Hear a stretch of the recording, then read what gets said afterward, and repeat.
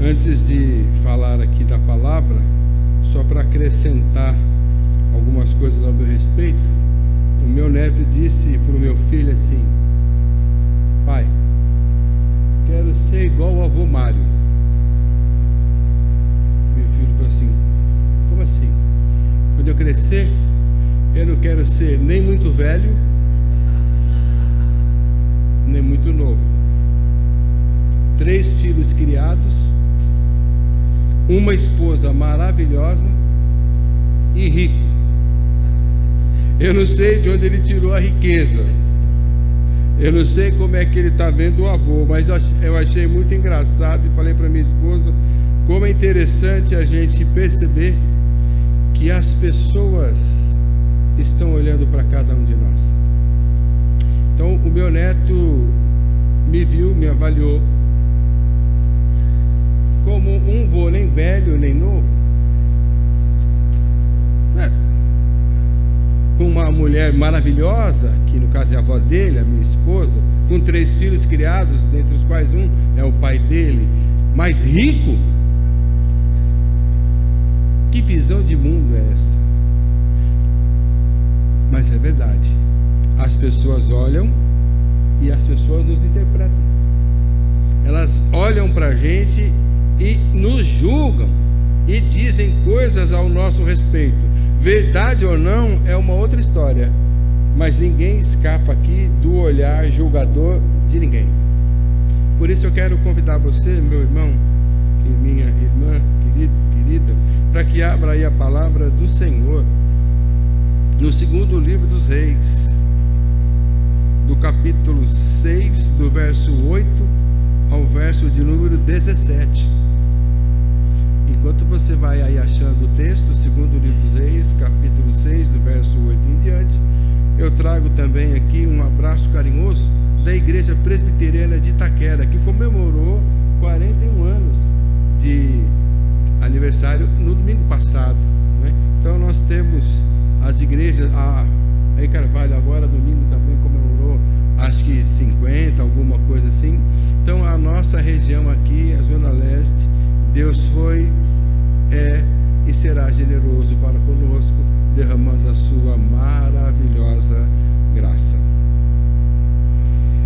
A palavra do Senhor diz assim: o rei da Síria fez guerra a Israel e em conselho com os seus oficiais disse: em tal e tal lugar estará o meu acampamento. Mas o homem de Deus mandou dizer ao rei de Israel: guarda-te de passares por tal lugar, porque os sírios estão descendo para ali. O rei de Israel enviou tropas ao lugar de que o homem de Deus lhe falara e de que lhe tinha avisado, e assim se salvou, não uma nem 2 vezes. Então, tendo se turbado com esse incidente o coração do rei da Síria, chamou ele os seus servos e lhes disse: não me fareis saber quem dos nossos é pelo rei de Israel? Respondeu um dos seus servos: ninguém, ó rei, meu senhor, mas o profeta Eliseu, que está em Israel, faz saber ao rei de Israel as palavras que falas na tua câmara de dormir.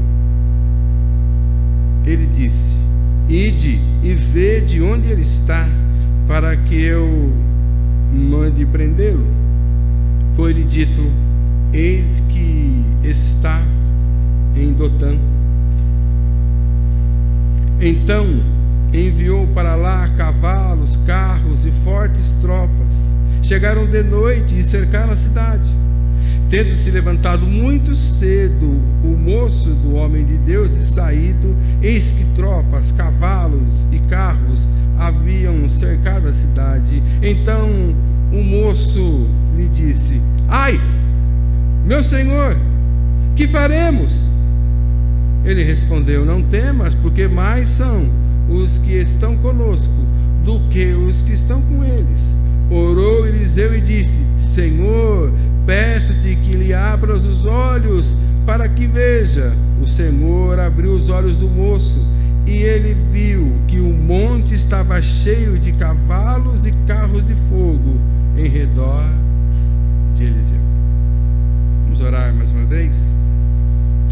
Pai bendito, Pai querido, Deus, como é bom estar na tua casa e ver na tua casa, Deus, representações da tua família, teu povo, gente que se reúne em um lugar para te louvar, para te bendizer.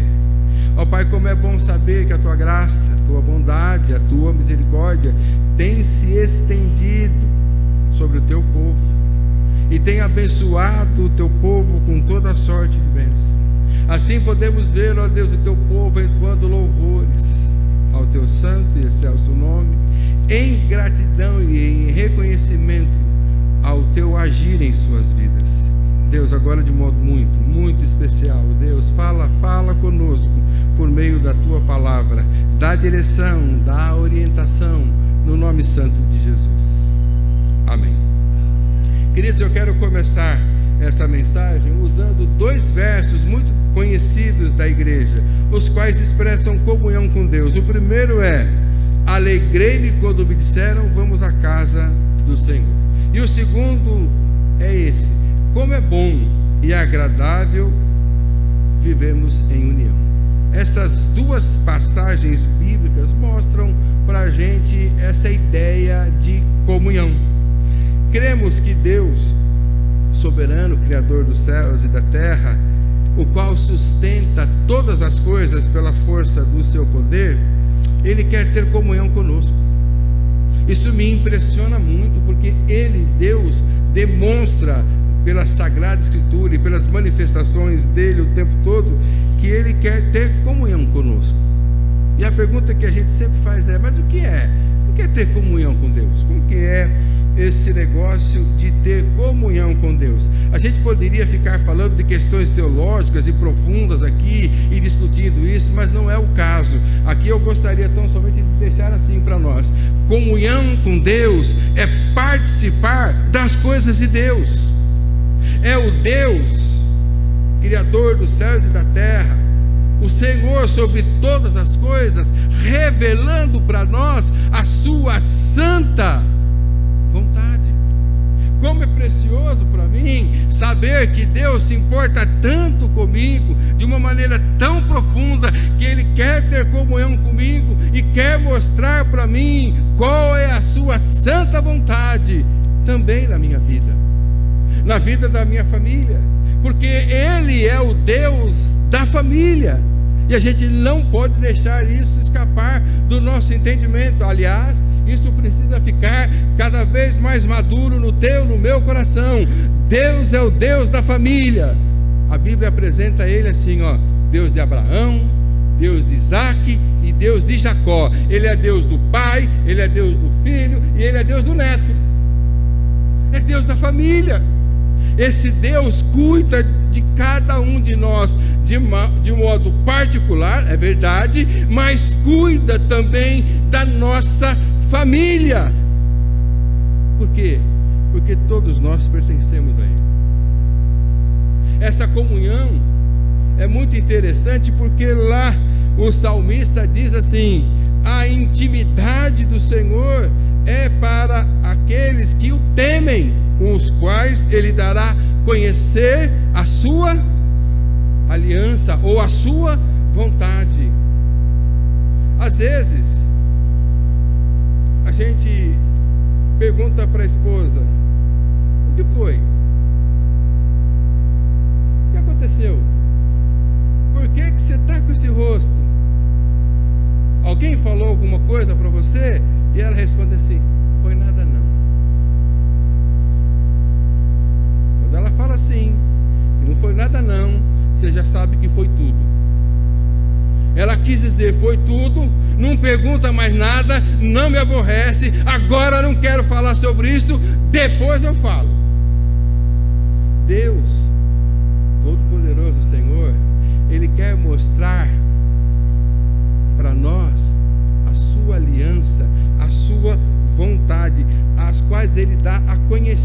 E essa ideia de intimidade é como se Deus quisesse cochichar, falar baixinho para você o que Ele quer fazer.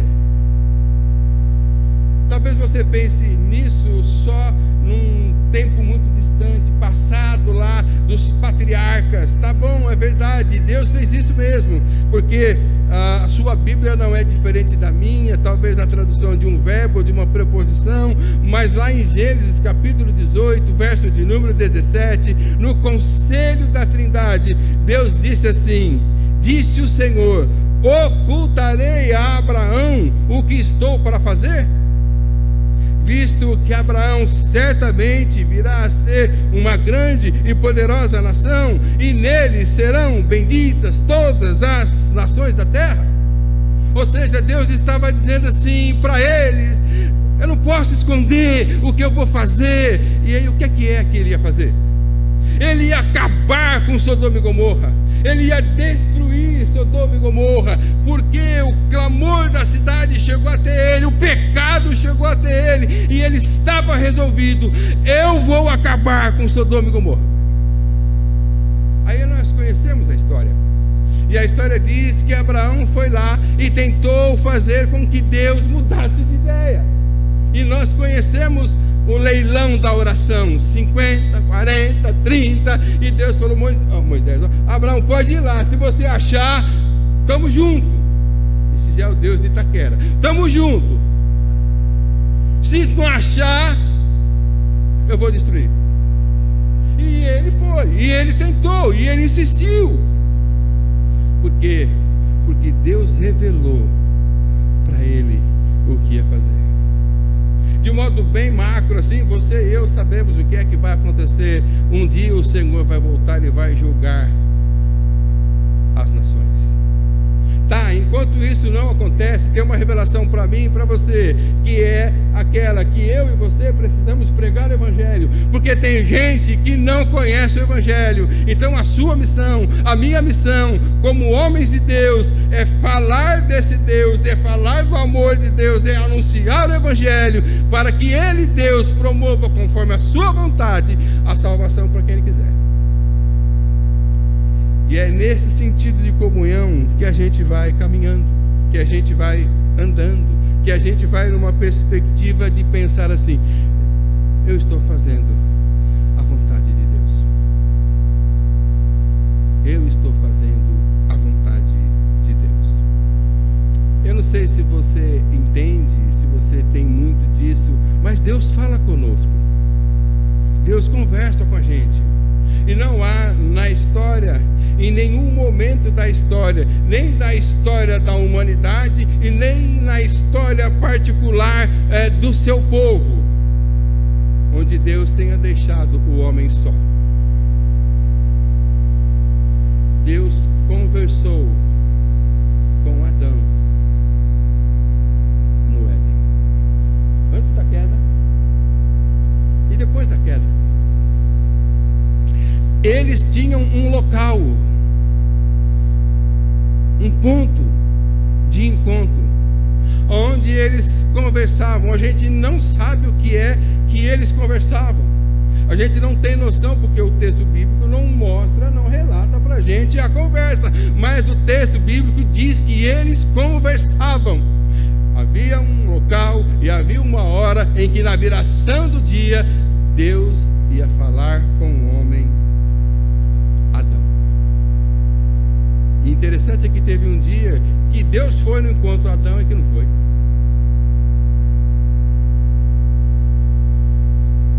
Olha só como o texto é bonito, para mostrar que Deus sempre vai honrar o seu compromisso, Deus sempre vai honrar a sua fala, e se Deus prometeu, Ele vai cumprir, porque Ele não pode mentir.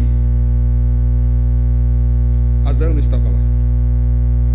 Mas Deus conversou também, sabe com quem? Conversou com Caim. Deus conversou com Noé. Deus conversou com Abraão, como vimos, com Sara, com Isaac, com Jacó, com José, com Moisés, com Josué, com Samuel, com Davi, com Salomão, com todos os outros profetas. Deus conversou com João Batista. E e depois enviou o seu Filho para conversar diretamente conosco. Mas conversou com homens da igreja, conversou com Agostinho, o Santo Agostinho, aquele homem que teve um passado não muito bonito, aquele homem que teve um passado que, se pudesse ser encoberto, seria.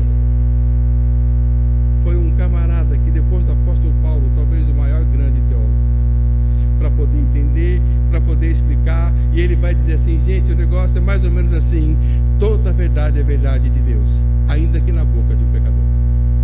Por quê? Porque Deus é a verdade.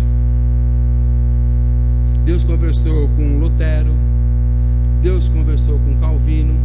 Olha aí, ó, Deus conversa com César, Deus conversa comigo, e Deus conversa com cada um de vocês, pela palavra, pela instrumentalidade que Ele vai querer usar, quando quiser usar. Queridos, isso é tão real, é tão verdadeiro, que a gente não vai ficar sozinho, e que o tempo todo temos comunhão com o Senhor, porque Ele quer ter comunhão conosco, que Jesus Cristo disse: eu vou, mas eu só vou porque haverá de vir um Consolador. Vocês não vão ficar sozinhos. Eu vou, mas vocês não ficarão órfãos, de jeito nenhum.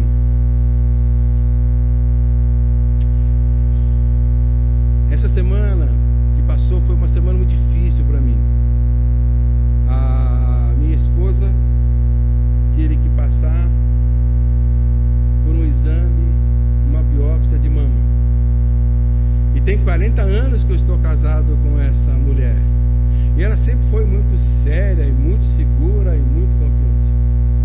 Mas um dia, já na madrugada em casa, ela passou na sala, colocou a mão na cintura e falou assim para mim: neguinho, estou com medo. Eu disse: do quê? Do exame. Na cabeça dela, ela ia chegar no médico, o procedimento era arrancar a mama. Já para prevenção, também arranca a outra. E aí ela já voltar para casa, ciente de que estava com um câncer muito forte e que não viveria até o meu aniversário. Eu falei: mas por que você está pensando isso?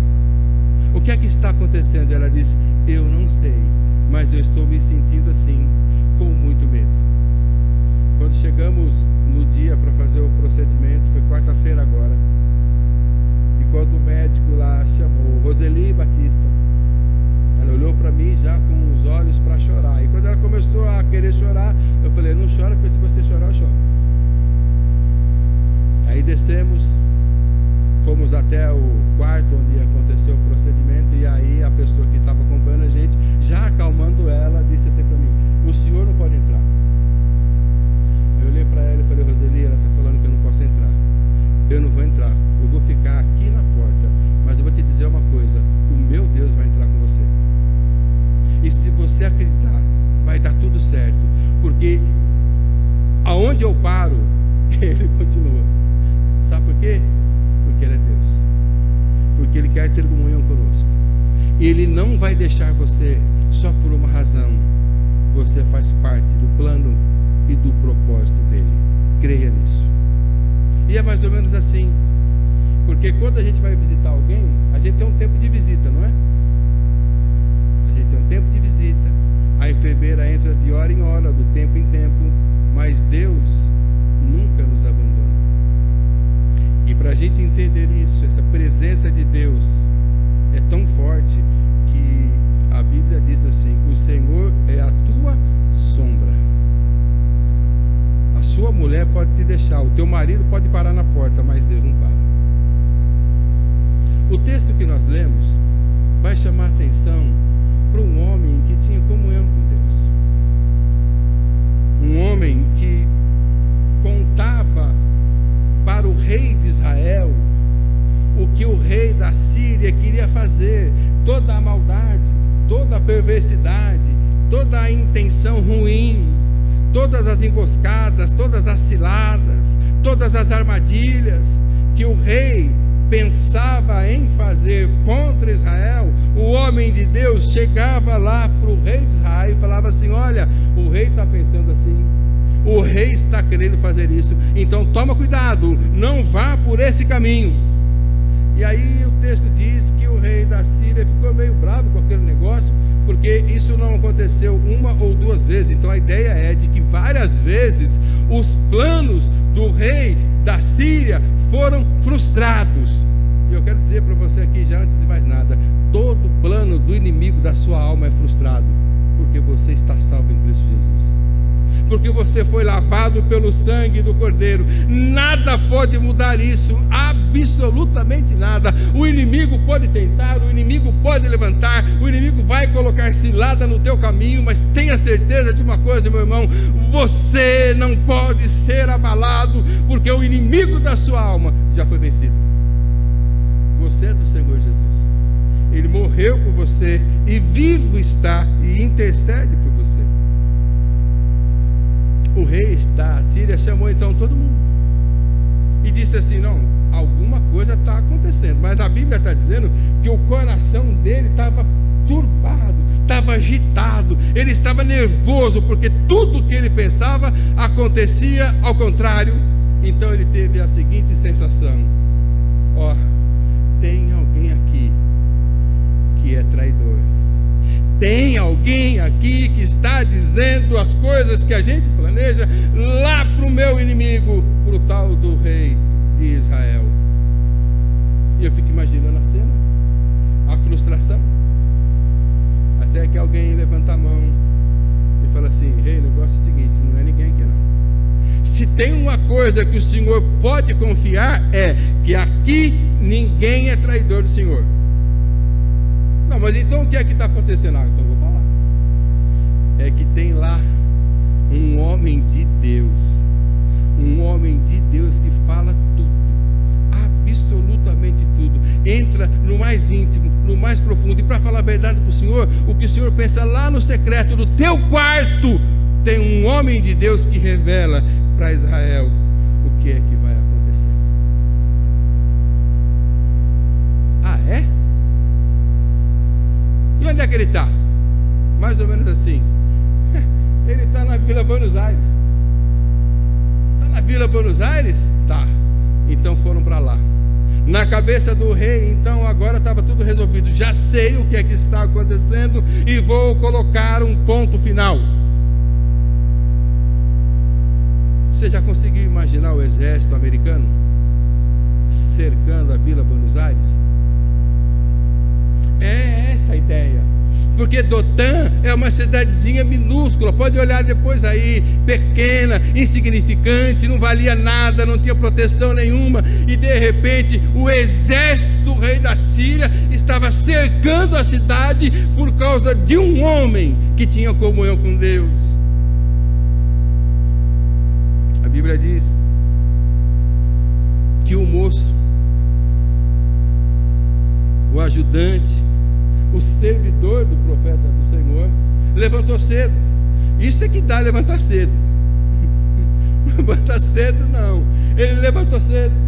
E aí quando ele deu de cara, ele viu aquele negócio todo e ficou desesperado e gritou: ai, meu Senhor, que faremos? Porque na visão dele estava tudo perdido. Na visão dele era mais ou menos assim. Esse grito foi mais ou menos assim: eu falei para o senhor fica inventando esse negócio de ficar contando tudo que Deus fala para o senhor. Ó a confusão que o senhor arrumou aí agora. Porque como é que a gente vai escapar? Olha o exército aí. E agora? O que é que vai ser de nós? Se o senhor tivesse ficado quietinho, como eu falei para o senhor, não. O senhor tem mania de revelação. O senhor fica falando da parte de Deus. O senhor fica anunciando o livramento do Senhor. E agora? Cidade cercada. O inimigo estava às portas. E eles são maiores, mais numerosos do que nós. Já aconteceu isso com você? Alguma coisa que você já passou nessa vida te balançou tanto e você falou: uau, não vai dar. Dessa vez não deu. Dessa vez, desculpa a expressão, azarou. Ixi, o barco afundou. Agora já era. Deu ruim, como falam os jovens. Você sensação é: estamos perdidos, quem nos livrará? Quem é que vai nos socorrer agora? Como é que vai ser a partir de agora? Porque a gente não tem para onde ir. A gente não tem. Eu também nunca pensei: por que Deus não falou para o senhor cavar um túnel aqui para a gente sair do outro lado? Agora eles vão pegar a gente. Já imaginou o que é que eles vão fazer com a gente? Não vão chamar a gente para um churrasco, não para uma festa de confraternização, não por 500 anos do reinado na Síria. Eles vão barbarizar conosco, eles vão nos matar, vão nos humilhar, e a gente vai ser exposto para o povo ver o quanto eles são poderosos. Queridos, a gente não está perdido, nem abandonado. A questão toda é como você vai olhar a situação. A questão toda é como você entende o momento que você está passando. E o mais importante de tudo é se você de fato tem comunhão com o Senhor. Porque enquanto para o moço estava tudo perdido, tudo perdido, para o profeta de Deus estava tudo sob controle. A gente fica meio irritado quando alguém chega para a gente, né, e você está assim: César do céu, não sei o que vai acontecer. César, e agora? A reunião do Círio. César, pelo amor de Deus, e agora em julho? Vai ser na PEI. Você me ajuda? O relatório. César. E ele fica assim: calma, vai dar certo. A gente não fica agitado: como assim? Me ajuda. Ele: eu vou ajudar. Calma. Não é? Como que a gente reage, como a gente entende, como a gente faz a leitura do que está acontecendo agora conosco. Vai depender da nossa comunhão. Dos cânticos que a gente ouviu aqui o pessoal cantar, e diga-se de passagem, todos muito bonitos, talvez o profeta estava cantando assim para aquele moço: calmo, sereno e tranquilo, está tudo certo, Deus está no controle. O Deus que se revela é o Deus que controla. Mas eu preciso então fazer uma pergunta para você, meu irmão, minha irmã. Como você vê as coisas que estão acontecendo ao seu redor? Como você vê, por exemplo, a pandemia do Covid-19? Ou viu, ou ainda quer ver? Por que eu pergunto isso? Porque o nosso comportamento diante de qualquer situação adversa vai revelar a comunhão que temos com Deus. Por isso, eu quero tratar desse seguinte tema: características daqueles que têm comunhão com Deus. E quero apresentar para vocês 3 características daquelas pessoas, das pessoas que têm comunhão com Deus. E a primeira característica daqueles que têm comunhão com Deus é exatamente essa: não temer diante da adversidade. Pronto, falei. Não precisa temer.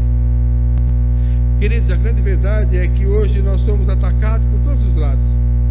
Vivemos num tempo de crise, e muitos dizem que as estruturas estão sendo abaladas, e o que era certo hoje é errado, e o que é errado hoje é certo. Nós estamos numa situação tão esquisita que a gente escuta do crente mais ou menos assim: ó, pastor, eu até vou casar. Tá bom, casar é o caso, mas ter filho, não. Mas por que aqui é que você não quer ter filho? Filho é bênção de Deus, uma maravilha, coisa linda, preciosa demais, é herança. Ele fala: não, por que não? Pastor, colocar o meu filho nesse mundo desigual, colocar o meu filho para viver nesse mundo de injustiça, de tanta indiferença, de tanta violência. O senhor não vê não os assaltos lá em Itaquera? Eu falo: eu sei como é que é, eu já fui assaltado lá, eu sei.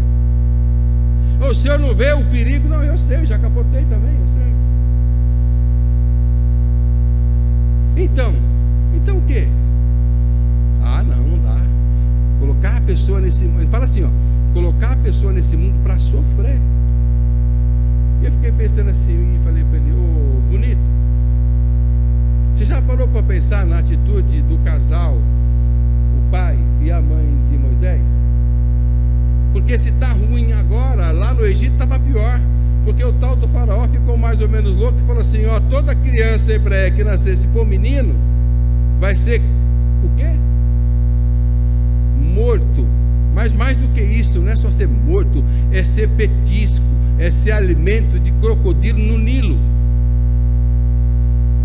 Bom, tem um decreto pior do que esse? Saber que você vai ter filho e a pessoa vai entrar na sua casa e vai pegar o seu filho e vai jogar no rio para alimentar jacaré, crocodilo. Sabe que a mulher falou para o marido: tô nem aí, a gente vai ter filho. E nasceu Moisés. Olha que coisa linda. A gente fica assim: ai, mas esse mundo está muito ruim. Que mundo vai ser para o meu filho? Ai, que mundo vai ser para o meu neto? Ô querido, você tem que pensar ao contrário. É que neto, é que filho você vai dar para o mundo. Porque a responsabilidade é sua. Então, a gente fica preocupado, porque de fato a maldade é grande. Eu terei aqui uma citação de Rui Barbosa para dizer para vocês assim: um dia Rui Barbosa falou mais ou menos assim: de tanto ver triunfar a nulidade, de tanto ver crescer a injustiça, de tanto ver agigantar-se os poderes nas mãos dos maus, o homem chega a desanimar da virtude, a rir-se da honra, a ter vergonha de ser honesto. É verdade. Está difícil, tempo de crise. Eu não quero entrar no mérito, mas eu não sei se você já recebeu picanha para comer, se não recebeu. Eu não sei se você participa de grupo que fica toda hora te perturbando, falando: faz o L. Porque parece que a gente fica torcendo para que a coisa fique ruim, para que as coisas de fato não aconteçam, para que de fato seja um governo ruim, só para alguém falar assim: não falei, eu não estava certo. Nós temos crise na política? Temos crise na economia? Temos. Nas instituições? Temos crise na igreja? Temos. Crise nos relacionamentos? Todos, em todos os níveis. E é nesse contexto, irmão, que eu e você não podemos perder o foco. Nós precisamos olhar e entender assim: eu não sei o que é que vai acontecer, mas Deus está comigo. Eu não sei o que é que vai dar, mas Deus está comigo. Porque a gente não canta assim: por tudo que tens feito, por tudo que faz. Ele não fez ainda, mas você já está agradecendo por aquilo que Ele vai fazer. Então não importa. Não importa se a morte chega, não importa se a doença chega, não importa se o desemprego chega, não importa se a miséria chega, não importa. Importa é saber que eu e você sempre estaremos seguros na mão do nosso Deus, porque é Ele que controla a nossa vida. E eu falei esses dias lá na igreja de Itaquera, uma senhorinha quase caiu. Espero que nenhuma senhorinha caia aqui. Mas eu disse assim: ó, pode parar, porque é o seguinte: a sua vida só termina quando Deus terminar com o propósito dele na sua vida aqui na terra. O dia que eu morrer, não foi porque uma bala perdida me acertou, não foi porque eu fui assaltado e reagi, não foi porque a carreta que estava lá em cima caiu e eu estava aqui embaixo no viaduto na área. Não foi. Foi só assim: meu propósito com Deus foi cumprido. Mário, é o seu fim. Ninguém morre se não for da própria vontade, porque Deus é a vida e Ele tem a nossa vida na sua mão. E não é a morte que me chama, é Deus que me leva. Quando eu entendo isso, as dificuldades começam a ser interpretadas de modo diferente. Simples assim. Eu estou seguro, porque eu creio num Deus que tem controle sobre a minha vida e que escreveu no seu livro todos os meus dias, sem que nenhum ainda existisse. Não importa o que é que está acontecendo ao seu redor, não importa quem é que está te provocando, não importa a situação que você está passando, não importa o governo que está te governando, não importa a economia que está no momento, só importa uma coisa: Creia no Senhor e Ele tem cuidado de você. Na década de 1990, a igreja cantava muito: não olhe as circunstâncias, não. Olho o seu grande amor, não me guio por vistas, alegre vou. Não é difícil cantar, até um ritmo bacana, mas é difícil viver. É difícil viver aqui. A Bíblia diz assim pra gente, lá em Provérbios 24:10: se te mostras fraco no dia da angústia, a tua força é pequena. Devemos olhar para Deus. Isaías registra assim o que Deus pediu para ele dizer: olhai para mim e sede salvos. Numa situação extraordinária para mim é quando Jesus fala para Pedro: vem, Pedro, e Pedro começa a andar. Pedro começa a andar, e ele só deixou de andar porque ele desvia o olhar. Para de olhar para Deus para olhar para as circunstâncias.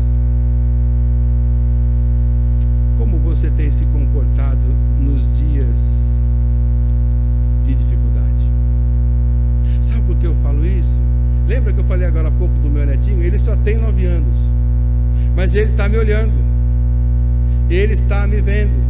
E esses dias ele também falou uma coisa abusada, que o meu filho deu risada. Aí ele disse assim: pai, o vô Mário, desse jeito, abre aspas, é um neguinho enjoado.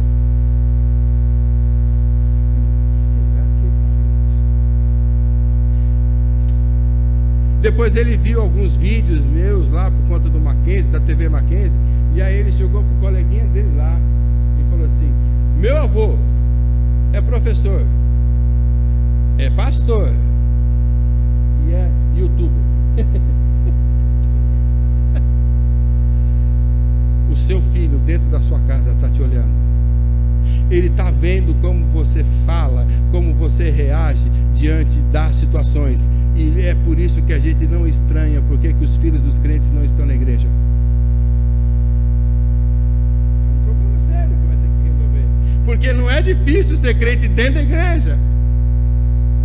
O problema é que as coisas vão acontecendo e a gente fica assim: meu Deus, e agora? Deus se esqueceu de mim. Deus não olha mais para mim. Eu até acredito nele, mas eu entendo que ele, por alguma razão, não quer saber de mim. Olha só o que é que o profeta faz. O profeta olha, vê o temor daquele moço, do amigo, e diz assim, simplesmente, olha aí, deixa a tua Bíblia aberta aí, verso 17.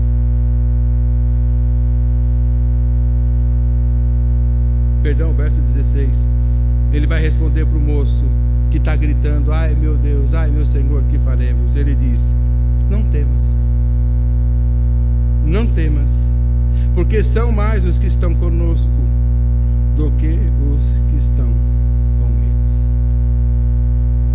Eliseu não tinha visto ninguém, nem o exército inimigo cercando a cidade, e nem o exército de Deus.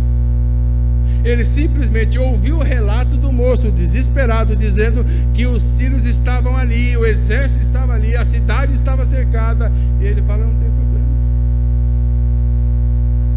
Quando eu era mocinho, lá em São Caetano, um presbítero sempre falava assim: quem tem Deus, tem a maioria. Está resolvido. Quem tem Deus, tem a maioria. Queridos, quando a gente tem essa comunhão com Deus e as pessoas estão do nosso lado aflitas, gritando: ai meu Senhor, o que faremos? A gente vai ter palavras para confortar o coração daquela pessoa. Isso é muito maravilhoso. Deus nos usar como instrumentos vivos, poderosos na sua mão, para trazer uma palavra de conforto para alguém que está em desespero. Não é alguém chegando em desespero para você, você falar, eu pulo também, onde que é? Não. Fica tranquilo. Essa adversidade não vai nos atingir. Eu e você precisamos ter palavras para aqueles que não estão vendo saída. Às vezes aquele que não está vendo saída é o seu marido, é a sua esposa, é o seu filho, fruto do seu casamento, e você muitas vezes não consegue, e ele vai embora. E aí a gente fica na igreja hoje o tempo todo recebendo essa informação: pastor, ora pelo meu filho, pastor, ora pela minha filha, pastor, ora pelo meu filho, ora pela minha filha, porque entrou na faculdade, porque se perdeu, porque isso, porque aquilo, e aí agora o que está acontecendo? É o desespero. O homem que tem comunhão com Deus, que vai chegar para aquele que está aflito e dizer para ele: não temas, porque são mais os que estão conosco do que os que estão lá fora, é aquele que vai olhar para a situação sempre de um modo diferente. Sempre de um modo diferente. E o modo que eu olho para a situação é sempre assim: Deus está no controle, e Ele vai ter o melhor, e Ele quer o melhor, porque a Bíblia só me ensina um Deus assim. E a Bíblia chega a dizer que Deus quer não o nosso bem. Você está enganado. A Bíblia ensina que Deus quer o nosso perpétuo bem. E diz que na presença dEle há plenitude de alegria. E que das mãos do Senhor Jesus, nós que somos suas ovelhas, ninguém pode tirar. Olha que coisa poderosa. O que é a adversidade para nós? Nada. É uma possibilidade que Deus está me dando para olhar agora uma situação de modo diferente. Toda vez que tiver alguém passando por uma situação difícil, creia nisso. Você pode ser um instrumento para destapar os olhos daquela pessoa, para trazer uma paz para o coração daquela pessoa, para dar para aquela pessoa uma orientação, uma direção segura, não fantasiosa, mas segura, para que ele possa acreditar que já não importa mais o que vai acontecer com ele, porque a vida dele pertence ao Senhor. Mas há uma outra verdade também: o homem que tem comunhão com Deus, ele não se importa com a circunstância. Por quê? Porque não importa se a cidade está cercada, não importa se o inimigo está se aproximando. O que importa então é saber que Deus está conosco. A Bíblia chega a dizer que em situação de guerra, se é o caso, Deus é o nosso escudo. Escudo. O que é o escudo? É aquele que vai à frente para proteger a gente. E é por isso que ele também é o nosso refúgio. Nele a gente pode se esconder seguro. Essa verdade deveria ser suficiente para você e para mim, para a gente aquietar um pouco o nosso coração. Mas a gente às vezes quer ficar se enganando, porque alguém chega assim, aí o outro irmão muito espiritual fala assim: não pergunta não pergunta por quê, pergunta para quê. Gente, está perguntando do mesmo jeito. Essa semana estava eu e minha esposa sozinhos, a gente já está casal agora sozinho, os filhos são casados, os dois com diabetes descontrolada. Aí um olhou para o outro olhou para um e falou assim: vamos pedir uma pizza? Ô, tentação. Vamos. Aí ela falou: neguinho, vamos pedir uma vegetariana? Aí deu crise de riso, né? A gente vai esconder de quem? Só tem nós dois aqui, você vai pedir pizza de vegetariana, meu amigo? Pode pedir uma com bacon aí, porque só está nós dois.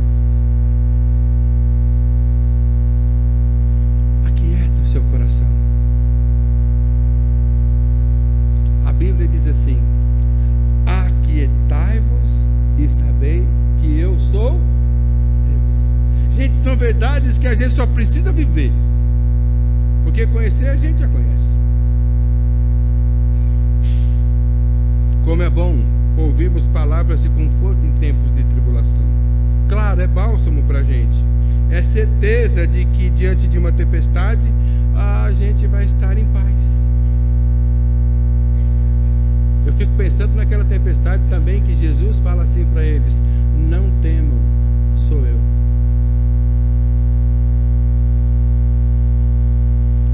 Qual é a sua adversidade? Agora há pouco na liturgia o pastor falou de algumas pessoas. Eu posso ter confundido os nomes e as questões, mas parece que é Talita que está enfrentando um câncer severo, doença, é desemprego,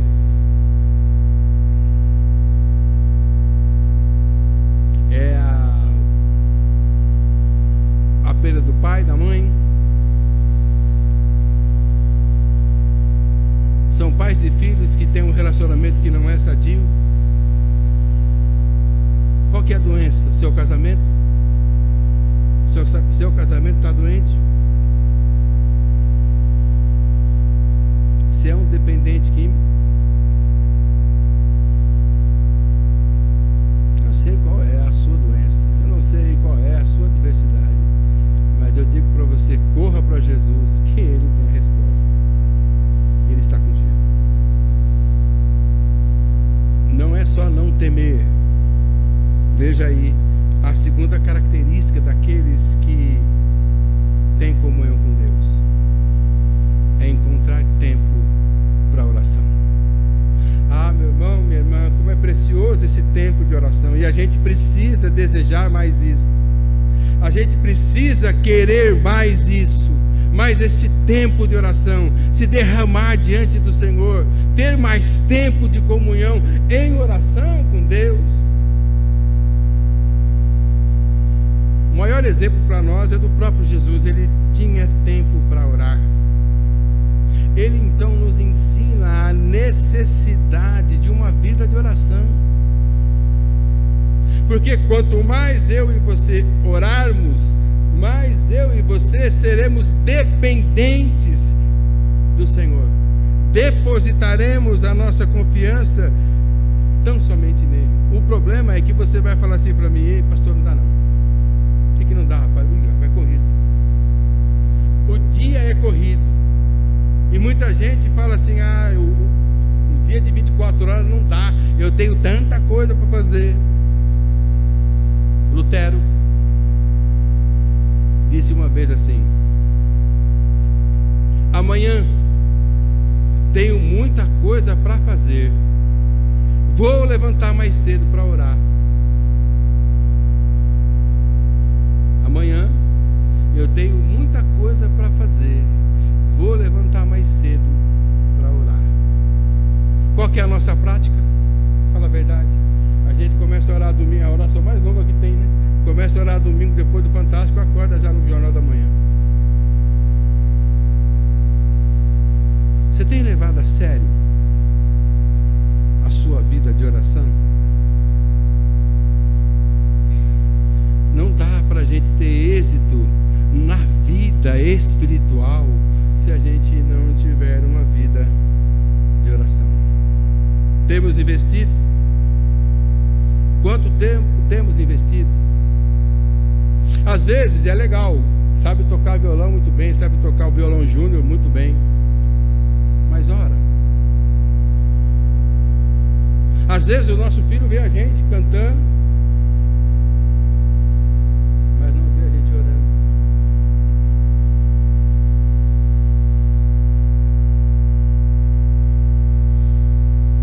Eu vou dar um exemplo da Bíblia. Houve um decreto de um rei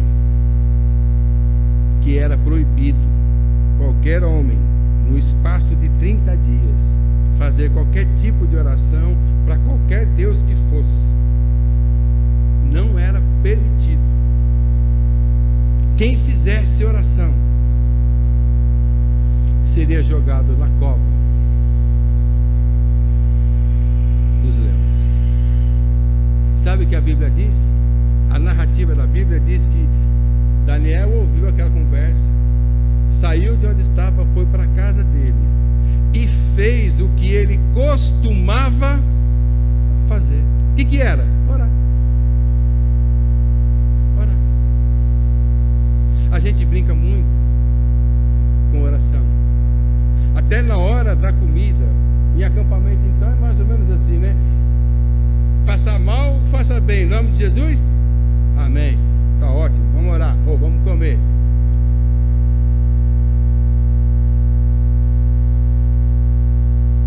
A gente precisa olhar para isso, porque aqueles que têm comunhão com o Senhor são aqueles que têm tempo para orar. É preciso buscar Deus em oração. Pastor Billy Graham disse uma vez: dobre os seus joelhos e ore, até que você e Deus sejam amigos íntimos.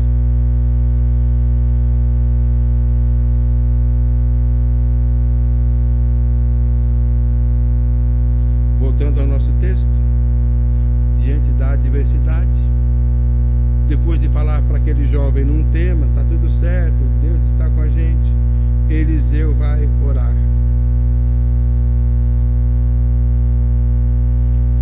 Ele teve tempo. Essa pergunta você tem que voltar para casa fazendo: Deus, eu tenho tempo para orar?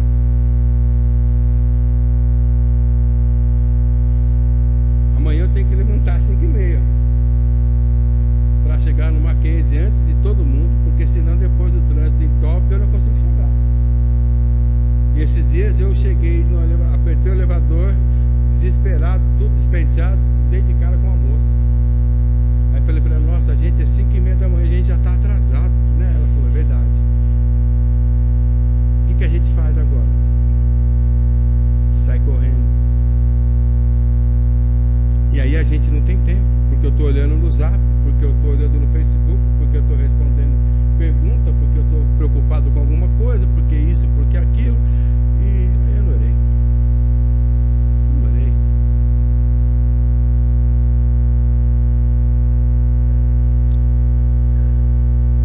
Quem tem comunhão com Deus tem tempo para orar, porque é sensível à necessidade do outro. Vamos falar a verdade, às vezes a gente não é sensível à necessidade da esposa. Eu tive a grande prova essa semana aqui. Por mais que eu quisesse fazer, por mais presente que eu quisesse estar, eu não estava conseguindo sentir o que a minha esposa estava sentindo. Ela estava tão agitada, tão nervosa, que ela chegou para mim e falou assim: neguinho, você vai casar de novo? Eu falei: caramba, meu, você já está pensando em morrer só porque ia fazer uma biópsia. E eu comecei a ficar muito mais irritado com ela do que ter paciência com ela e orar por ela. Até que no decorrer do dia ela falou assim para mim: você orou por mim? Porque eu estou orando para a filha da irmã não sei de quê, porque eu estou orando para o outro lá, porque eu estou orando para aquele lá, e você orou por mim? Às vezes a gente não é sensível às pessoas da nossa própria casa. Seu filho está lá, o sinal já está vermelho, piscando, piscando, piscando, e você não ora com ele, você não ora por ele.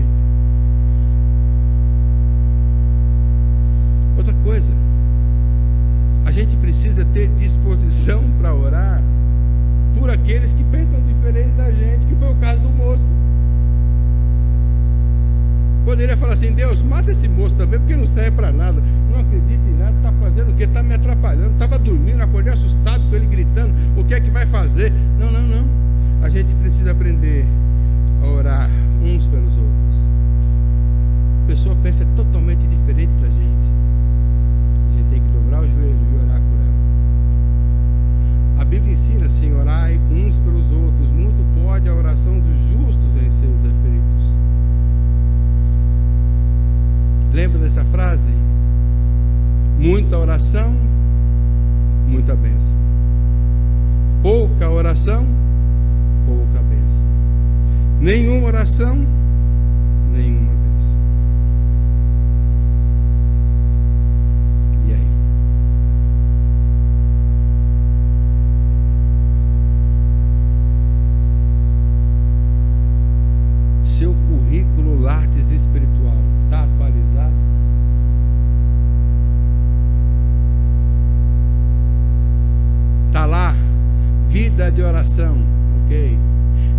espiritualidade, ok. Comprometimento com o Senhor da palavra e com a palavra do Senhor, ok.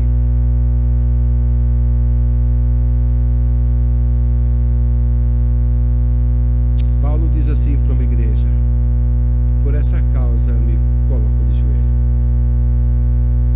Qual é a causa que tem te colocado de joelho? Para encerrar,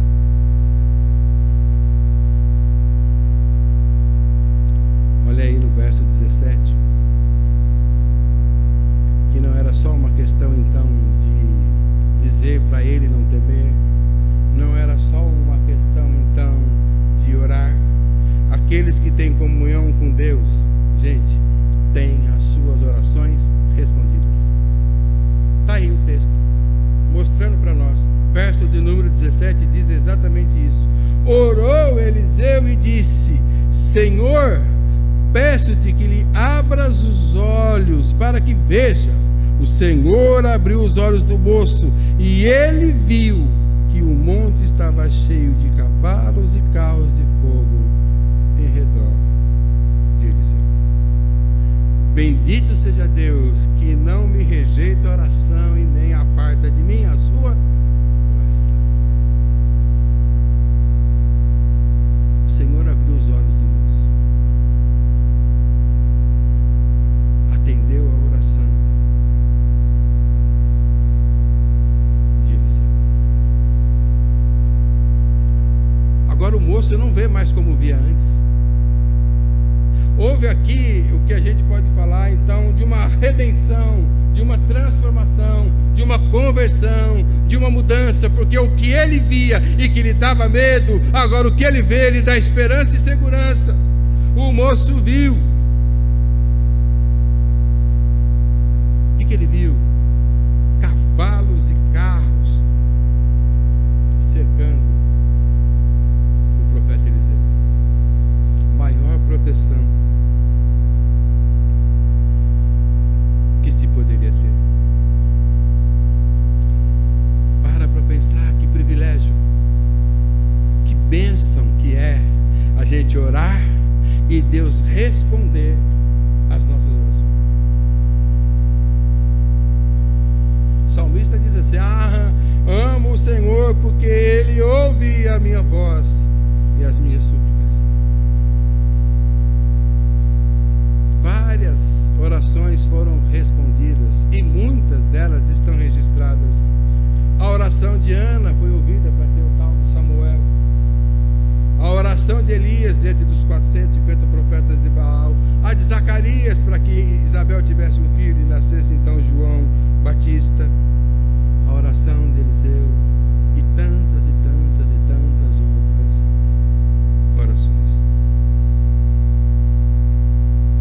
Aqueles que têm comunhão com Deus, que têm as suas orações respondidas, são alvo da graça. Alvo da graça.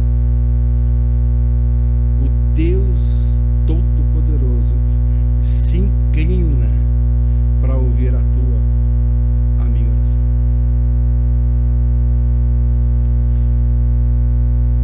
O profeta Jeremias diz assim: quero trazer à memória aquilo que pode me dar esperança. Por que é que eu estou citando o profeta Jeremias aqui? Que eu quero trazer uma aplicação histórica de uma oração respondida.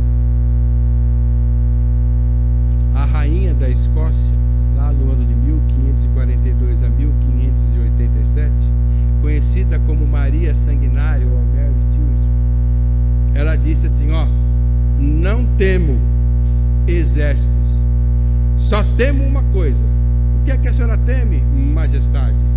A oração de John Knox. Eu só temo a oração de John Knox.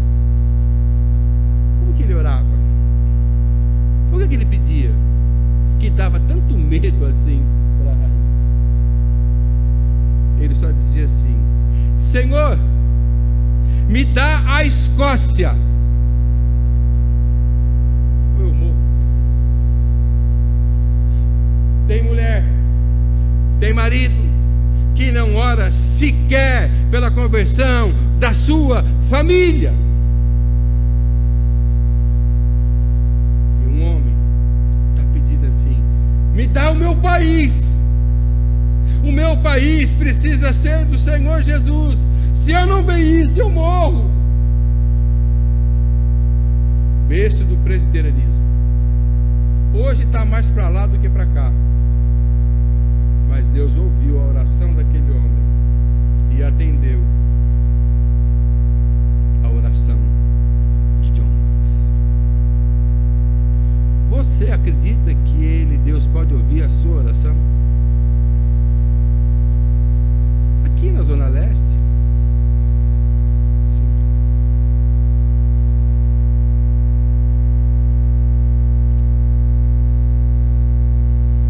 Tem orado pelo seu país, pela sua cidade, pelo seu bairro, pelo seu pai, sua mãe?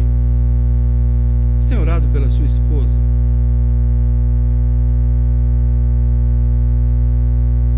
Pelos filhos? Gente, qual que é o maior alvo social hoje? Não é a família?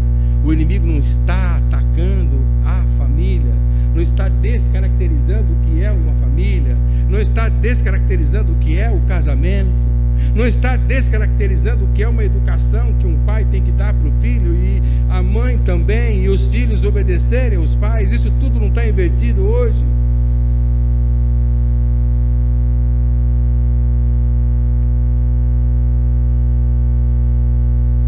Tem pessoa do nosso lado que a gente sabe que tem o coração duro,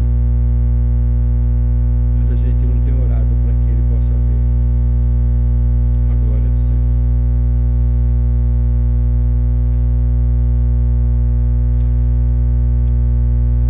São 45 anos de igreja presbiteriana pela Buenos Aires. Eu não tenho dúvida nenhuma que essa igreja enfrentou adversidades aos montes e enfrentará mais. Do mesmo jeito que eu também não tenho dúvidas de que essa igreja ora ao Senhor. Também não tenho dúvidas de que Deus responde à oração do seu povo que está aqui nesse lugar. E para encerrar, olhando para o profeta Eliseu, a gente pode olhar para Jesus, porque todas as investidas do inimigo contra nós, o Senhor Jesus já tomou as nossas dores.